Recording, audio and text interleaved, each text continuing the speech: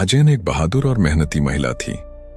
वह जंगल की ओर यात्रा पर निकली और एक भारी औजारों वाला बैग नीचे रखा। उसने जमीन पर गिरे पत्तों को सावधानी से साफ किया।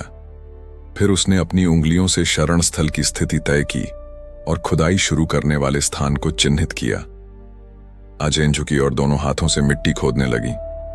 ऊपरी सतह की मिट्टी जल्दी ही ढीली हो गई। उसने उसे सावधानी से किनारे किया और धीरे धीरे शरण स्थल की रूपरेखा उकेर दी। समय बीतता गया।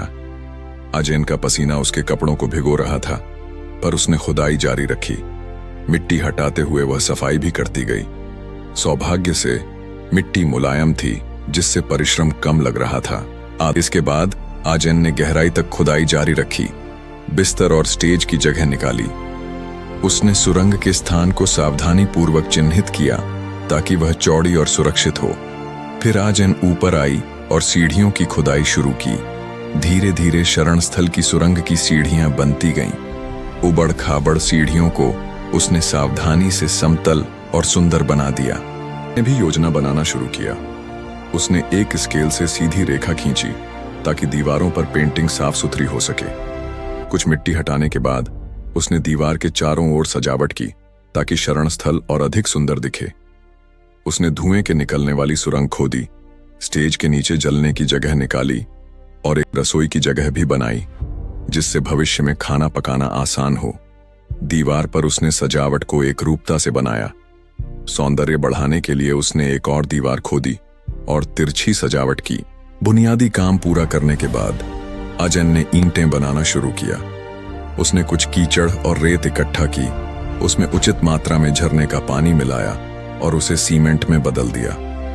उसने ब्रिक मोल्ड से ईंटें बनाई और जब वे सूख गईं तो दीवारों पर लगाईं। उसने धुएं की सुरंग को बंद किया ताकि धुआं सिर्फ कमरे से होकर गुजरे।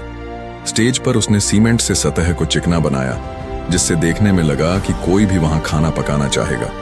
उसने एक जैसे आकार की शाखाएं इकट्ठा की, ऊपरी खिड़की खोली, शरण स्थल की छत पर एक भारी खंभा गाड़ा और उसमें मिट्टी भर दी।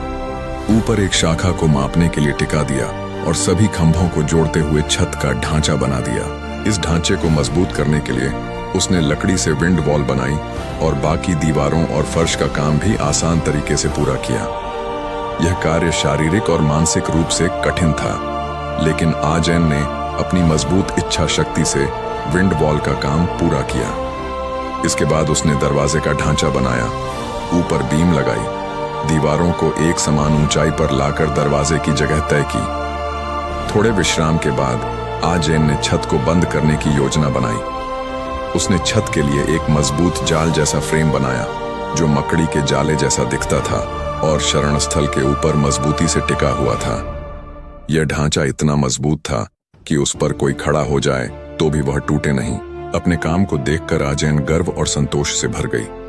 अंत में उसने काली छत को बंद किया, कीलें ठोंकी, अतिरिक्त भाग काटा और पूरी छत को साफ और सुंदर बना दिया। फिर एक मजबूत दरवाजा लगाया। आजेन ने बिस्तर पर गद्दा बिछाया, अलमारी में सामान रखा, बर्तन और रोजमर्रा की चीजें रखी। उसने कुछ लकड़ियां काटी, चूल्हे में आग जलाई। धुआं ऊपर उठने लगा। जब आग जल रही थी, आजेन ने खाना बनाना शुरू किया। उसने आलू और बीफ को काटा, मसाले लगाए, पैन में मक्खन के साथ पकाया। जब मक्खन पिघल गया तो उसने बीफ स्टेक तला और कटे हुए सब्जियां डाली। जब स्टेक लगभग तैयार हो गया तो उसने उसे छोटे टुकड़ों में काट दिया। साथ ही उसने एक बर्तन में पानी गर्म किया ताकि रात का खाना पूरा किया जा सके। बिस्तर के सामने बैठकर आजेन ने अपने हाथों से बनाया खाना खाया और खुशी और संतोष से भर गई। खाना खाने के बाद वह घर के बाहर टहलने गई और रात की शांति को महसूस किया। सुबह उठने के बाद आजेन ने सीढ़ियों पर गिरे पत्तों को साफ किया, कमरे के पास की मिट्टी भी साफ की। उसने देखा कि दीवारों के बीच अभी भी कुछ दरारें थीं, इसलिए वह फिर से रेत इकट्ठा करने लगी, टिन मिलाया, ब्रिक मोल्ड से ईंटें बनाई। यह प्रक्रिया सरल थी पर समय लेती थी। आजेन मिट्टी के बिस्तर पर बैठी धूल झाड़ रही थी, क्योंकि उसे अगले 3 दिन काम पर जाना था। उसने कोयले की एक बाल्टी तैयार की और बिस्तर पर लकड़ी का पटरा बिछाया। जब ईंटें सूख गईं तो उसने उन्हें घर की दीवारों में लगाया, जिससे पूरा शरण स्थल साफ सुथरा लगने लगा। उसने दीवारों की दरारों में टिन भरा ताकि रात में हवा या सर्दी अंदर ना आ सके। 2 दिनों की कड़ी मेहनत के बाद आजन ने आखिरकार पूरा शरण स्थल तैयार कर लिया। रात को आजन ने फिर से खाना बनाया। आज का खाना और भी स्वादिष्ट और विविधता से भरा था। उसने सब्जियां और फल काटे, बीफ को पतले टुकड़ों में काटा और सब्जियां फल बीफ रोल में भरकर मसाले छिड़क कर तला। फिर वह बिस्तर के सामने बैठी, आज की मेहनत के बाद ऊर्जा ली और जीवन की सुंदरता और शांति को महसूस किया। खाना खाकर आजन ने 1 सप्ताह आराम से बिताया और समय कैसे बीत गया पता ही नहीं चला।